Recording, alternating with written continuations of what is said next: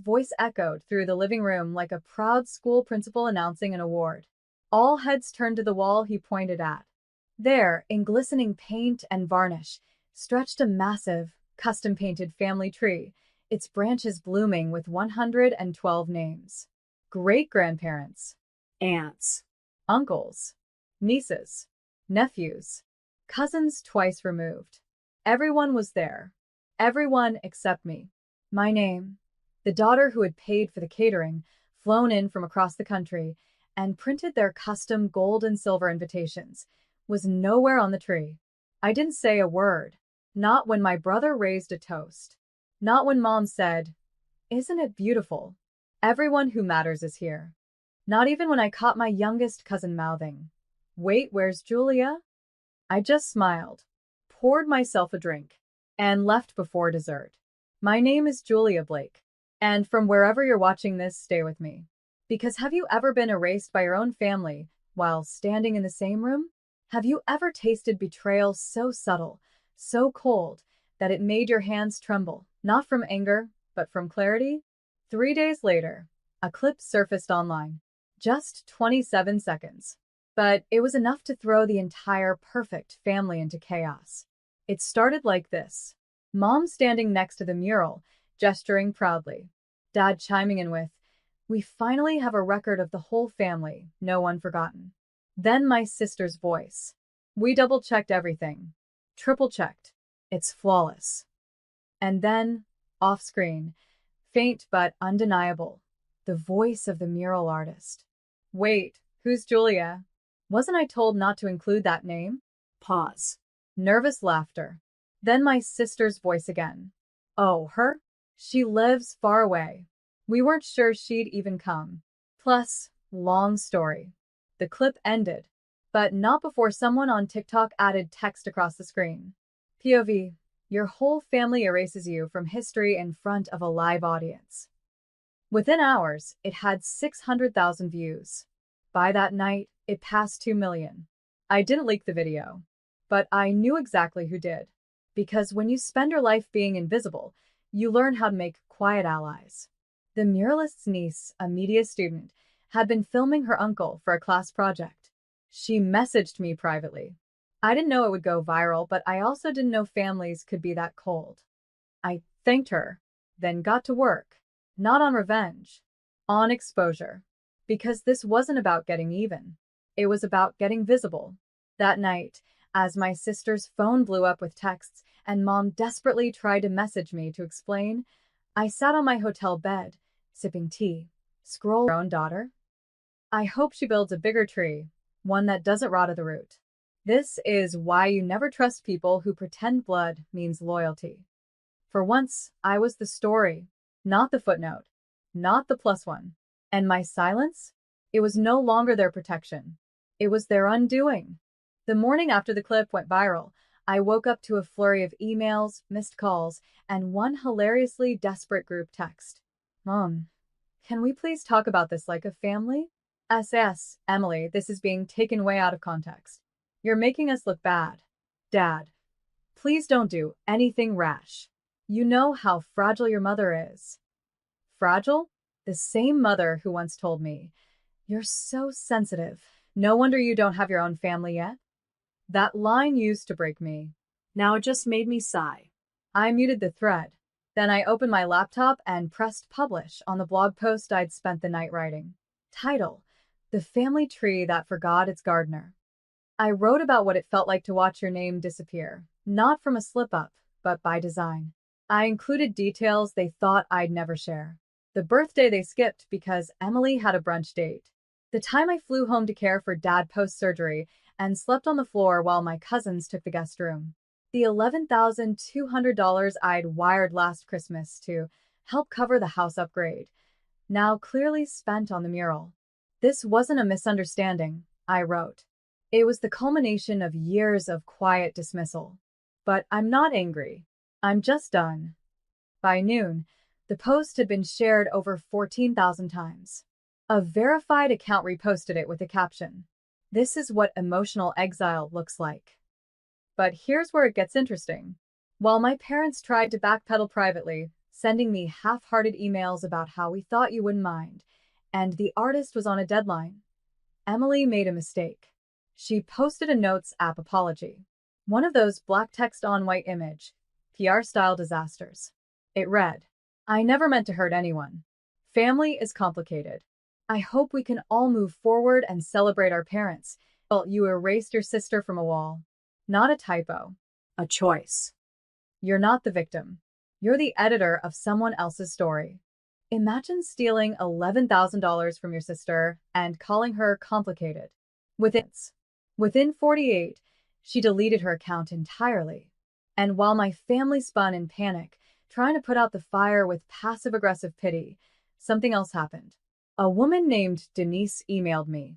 She was an editor at Roots and Grace, a prominent magazine dedicated to women reclaiming their voice through storytelling. She offered me a feature article and podcast guest spot. What you wrote, that wasn't just cathartic. It was a cultural moment. And still, I hadn't said a word to my family. No calls. No emails. No half-truths to keep the peace. Just silence. But this time, silence wasn't fear. It was power. I took a walk that night. Breezy. Stars out. I passed a shop window and saw a little girl standing on tiptoe, tracing a tree on display. Painted leaves. Hand-drawn names. Her mother kneeled beside her and whispered, "That's your name, sweetie. You're right here." I paused. Smiled. Because that little girl would grow up knowing she belonged. Not like me, but maybe because of women like me. Women who turned pain into paper and paper into proof. Proof that being left off the tree doesn't mean you stop growing. Sometimes it just means you start blooming on your own. The first apology letter came in a soft pink envelope with gold trim. It was from my mother. She must have thought sending it by mail made it more heartfelt, like real paper and fancy cursive would make up for years of casual cruelty. The handwriting looked rushed. Forced. Inside it read, "Julia, I don't know what to say except, I'm sorry. I had no idea this would blow up the way it did. We never meant to hurt you, truly. The mural was just meant to celebrate our family. Please come home and let's talk. Love, Mom." It wasn't the worst apology I'd ever received, but it was the most hollow. Because she didn't say she forgot me. She said she didn't expect anyone to notice. A day later, Dad called. Left a voicemail. "I just want to say, sorry, sweetheart. This whole thing's gotten out of hand. Your mother's not sleeping. Emily's beside herself. Maybe you can help calm this thing down, huh?" There it was again. They weren't sorry for what they did. They were sorry it mattered. They were sorry it caught up with them. The final straw? A family group chat I didn't know still existed. Someone sent a blurry photo of the mural, with my name added to a tiny branch off the side in thin, rushed handwriting. Barely visible. A message followed. "Uncle Marvin. There we go. All fixed. Let's move forward. Family's sparkling heart deciduous tree." I laughed out loud. Like I was a stain they had to scrub in. Like I should be grateful they penciled me back in. They didn't want to include me. They just didn't want to be called out anymore. So I replied in the one place that still burned their nerves, the internet. I posted a photo of a different tree. A real tree, one I had planted in the garden of a local women's shelter my foundation supported. I just funded a complete renovation, 6 bedrooms, childcare support, job training, trauma therapy. I captioned it, "Here's my family tree. Every woman who rebuilt herself without the people who broke her. Roots deepened by pain. Branches stretched by grace." Over 1.2 million likes in 24 hours. Meanwhile, my sister tried to reach out. She sent a voice memo. She sounded like someone trying to cry on cue. "Jules, come on, you know I didn't mean to erase you. I just thought, you were always off doing your own thing. You left the family. We didn't think you'd even notice the mural." That line, "You left the family." It rang like a bell in my head. No, Emily, I didn't leave the family. You all locked the door and painted over my name. That night, I sat in my new apartment, high-rise, quiet, full of light and books and things I chose. I scrolled through emails from young women, dozens of them, each sharing their own mural story. My brother got the inheritance. I got the silence. My mother introduced me as a friend of the family at her gala. I know exactly what it feels like to be erased while standing right there. I read every single one, and I replied to most, because this wasn't just my story anymore. This was a movement, and I was no longer the forgotten daughter. I was the mirror, the one they couldn't unsee. A week after the storm started, my sister finally showed up unannounced. I was hosting a brunch event for a women's leadership circle at a downtown loft. The energy was warm, powerful, electric. Women clinked glasses, shared hard-won wisdom, passed cards, and held each other's gaze without apology. And in walks Emily, crisp blazer, oversized sunglasses, carrying guilt like it was the latest designer bag. She looked around awkwardly. She didn't fit in, not here. Not anymore. When she spotted me near the spiral staircase, she walked over slowly, like a little girl who had just realized the playground wasn't hers. Can we talk? I didn't flinch. I didn't smile.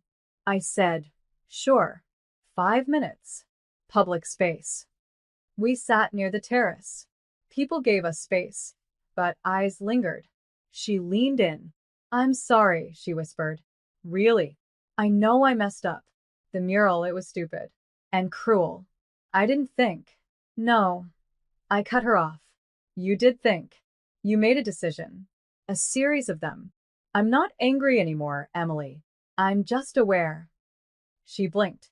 You're really not going to let this go, are you? I almost laughed. I already let go. I let go of the version of myself that waited for a seat. That begged for acknowledgement. That whispered thanks for scraps. You're not the villain, Emily. But I'm not your cleanup crew either. She stared, waiting for some thread of softness. But I was no longer the woman she could uninvite, overwrite, or erase. I was the author now. 2 days later, the real panic began. Not online, not emotional, but legal. It caught the attention of a company I once consulted for, a legacy brand that Emily's fiancé had recently signed a $7.2 million contract with. They contacted me quietly. We were unaware of your relation, they said. Given recent public discourse, well, we'd like to revisit the agreement. It took one phone call. One. I didn't ask them to cancel. I just explained how values matter and how certain names reflect poorly on legacy. They terminated the contract within 48 hours. The fallout? Oh, it was delicious. My phone stayed quiet, but mutual acquaintances filled the silence for me. Her fiancé's family furious. Wedding plans postponed. Her LinkedIn quietly edited from founder to consultant. Real estate listing pulled down. And then the voicemail from Dad. Julia. Please, please. What are you doing? This is family. You're taking things too far. You have to fix this. Fix what? Fix the story they built by burying me? Fix the empire I stopped propping up in silence? No, Dad. I'm not the fixer anymore. Instead, I did something unexpected. I posted a quiet update. A new mural, not painted on a wall, but designed on canvas. This one, it didn't list names. It showed roots turning into wings. And at the base, a silhouette of a girl, standing alone beneath a tree, then slowly rising. Family doesn't define you. Blood doesn't validate you. Actions do. And legacy isn't inherited, it's chosen. The post went viral again. But this time, the self-represented so clearly. You reminded me that I'm not crazy. I'm just excluded. Thank you for giving forgotten daughters a language. My sister didn't reach out again. She didn't need to. I'd already given her the final message, one she'd never forget. You cut me from the tree, but I grew into the forest. By now, people were talking. Not just online, everywhere. At my parents' church, murmurs buzzed louder than the choir. At my father's workplace, one of his colleagues pulled him aside and said, "Is it true? You left your daughter off your family tree? The one who paid for your surgery." Even my aunt from Florida, who hadn't spoken to me in 4 years, sent me a half-hearted thinking of you text. but the message was clear. They didn't regret what they did. They regretted being seen for who they really were. That weekend, I got an unexpected visit. My uncle Darren, my mom's older brother, showed up at my apartment building with a box in his hands and tears in his eyes. I had to come in person, he said, to give you this and to say, I'm sorry. He looked down, ashamed. When I saw that wall at the anniversary, I knew. I knew what they'd done. But I didn't speak up. I thought, Julia's strong. She won't care. But that was cowardice. He handed me the box. Old. Heavy. Sealed with dusty tape. It belonged to your grandmother. She asked me to keep it for you. She said it was for the one who remembered her stories, not just her recipes. Inside were handwritten journals, drawings, pressed flowers, a photo of me as a child, sitting in Grandma Irene's lap, listening as she told me stories about our ancestors, immigrants who arrived with nothing and built something from bare hands and backbones. She used to say, you don't need a painted tree to know where you come from, just a heartbeat strong enough to carry it.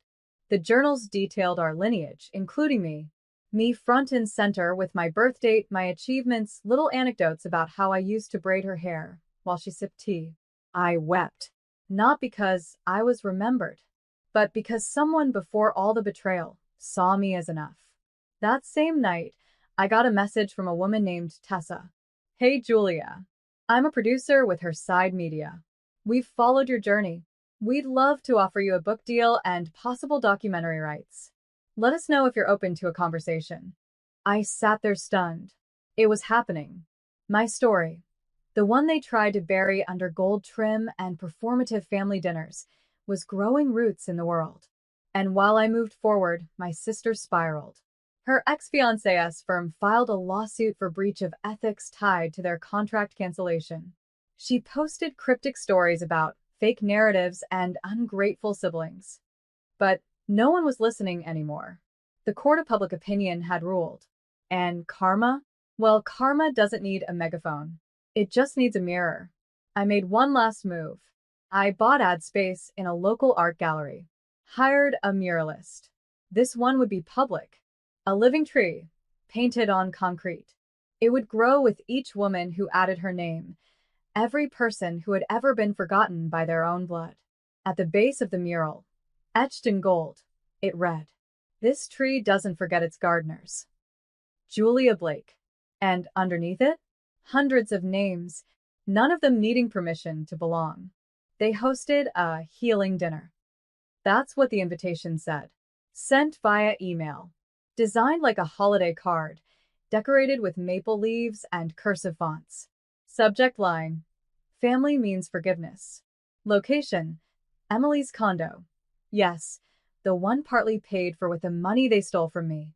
It read, we want to make things right. Let's come together, talk things out. No cameras, no posts, just love. I stared at it for a full 5 minutes. Not because I was touched. Because I was calculating. Because this was the first time they'd ever used the word right. And I had the perfect way to show them what that looked like. I RSVP'd yes. But I didn't go alone. I invited 3 women I'd mentored through my nonprofit. Women who had been cast out by their families, erased from wills, denied at dinner tables, told to shrink themselves to make others comfortable. They wore confidence, like armor. I wore a red blazer, sharp heels, and the gold locket my grandmother gave me, the one with the pressed violets inside. When we arrived, the room fell quiet. Emily's fiancé, the new one, stood to greet us, then faltered when he realized who I was. My parents smiled awkwardly. My father opened his arms for a hug. I didn't return. Julia, my mother said, you look powerful. I smiled. That's accurate. Dinner began. They tried small talk, talked about vacations, weddings, the madness of the media, and how people don't understand family complexities. Then, halfway through the second course, my father raised his glass. Let's toast to second chances. To growth. To Julia for showing us a new kind of strength. Everyone clinked glasses. Except me. I stood up. Before we toast, there's one more thing. I reached into my bag, pulled out a folder, and slid it across the table to my sister. "What's this?" she asked, already pale. "An agreement. Terminating all intellectual and commercial use of my name in connection to the Blake family brand. That includes the mural, the memoir proposal Dad's been pitching, and the Forgotten Daughter comeback podcast Mom teased in her interview last week." Emily stammered. "That was just an idea." "Not anymore. You have 48 hours to sign, or I file for breach of privacy and unauthorized use of identity." My mom gasped. "You wouldn't." "I would. And I just did." Then I turned to the guests, the women I brought with me. "This is Alana. Her parents sold her childhood home while she was away at college and told her she didn't need to come home anymore. This is Teresa. Her church community voted to excommunicate her for reporting an elder's abuse. And this is Rachel. Her brother took credit for the nonprofit she built, and her parents told her it was just business." I looked at the stunned room. "You see, I didn't come here for closure. I brought evidence. Evidence that I was never the broken one. I just finally stopped bleeding for people who kept handing me knives." No one spoke after that. Not even my father. I sat back down, took a bite of dessert. It was lemon tart. My favorite. The irony made it sweeter. "Delicious," I said. "Almost as good as self-respect." The women beside me laughed. Across the table, I watched my family unravel without raising my voice. And when we stood to leave, I left behind a single note on a linen napkin, written in gold ink. "This isn't revenge. This is remembering who I am and refusing to forget it again." The story should have ended there, at the dinner, with the silence, the contract, the power shift. But legacies don't end with one bold moment. They continue, especially when the people who tried to erase you realize the world no longer protects their version of the truth. 2 weeks after the dinner, the mural came down. Quietly. No announcement. No apology. Just erased, like it had never existed. A cousin texted me a blurry photo of the blank wall with a message. "They took the whole thing down. Guess it was too late to add you." I didn't reply, because I wasn't waiting to be added anymore. I had already built something bigger. That same week, I walked into a press event hosted by her side media, the company that offered me the book deal. Cameras flashed. Questions echoed. But when I stepped on stage, I said nothing for a moment. Just stood there, tall, centered, unshakable. Then I began. This isn't about revenge. It's about recognition. For every daughter who sat at the kids' table until she built her own banquet. For every woman whose name was left off the list until she wrote her own. The room erupted in applause. And backstage, waiting to meet me, women holding journals, photo albums, printed emails from sisters who called them selfish, all of them teary-eyed, all of them seen for the first time. Meanwhile, my family tried to control the narrative. A local paper ran a feature on my father's company, once respected, now reeling from internal instability and public scrutiny. The headline said it all. When loyalty is a one-way street, a family's silent undoing. Emily, on the other hand, went dark online. No new posts. No brand collabs. Her new fiancé pulled out of a joint venture. And then my mother reached out again. A voice memo. "Julia, I know I've said it before, but I truly mean it now. We messed up. I messed up. You didn't deserve what we did. Not then, not ever. I don't know how to fix it, but I'd love to talk. No pressure. Just if you ever feel like you can." There was something softer in her voice this time. Not performance. Just regret. Still, I didn't respond right away. Because this time, I didn't owe anyone immediacy. Instead, I focused on what I was building. We launched a new foundation, Branches Unwritten, a digital and physical archive for women who've been written out of their families' histories, legacies. We offered grants for memoirs, created scholarships named after overlooked grandmothers, commissioned artwork from survivors who reclaimed their place in the story. Our tagline? If they forget you, remember louder. One day, while cleaning out old boxes, I found my grandmother's locket again. Inside the photo of me on her lap, I noticed something I hadn't before. Her other hand, it was holding a pen. She wasn't just telling stories. She was writing them down, preserving me. It hit me like a quiet thunder. Even when they tried to bury me, she'd planted seeds in secret. So I could rise when the world was ready to see me. I put the locket around my neck, looked in the mirror, and smiled. Not because I'd won, but because I remembered who I was and never let them forget again. They held another family event. This time, my niece's birthday party. A big one. Rented hall, catered, princess theme. I wasn't invited. I saw the pictures on social media. My name wasn't tagged. My photo wasn't missing. I simply didn't exist to them anymore. And yet, that night, while scrolling through those images, something surprising happened. I didn't feel pain. I didn't feel rage. I felt done. The silence I once feared now felt like freedom. I poured a glass of wine, opened the final proof copy of my book, and sat by the fireplace. The dedication page?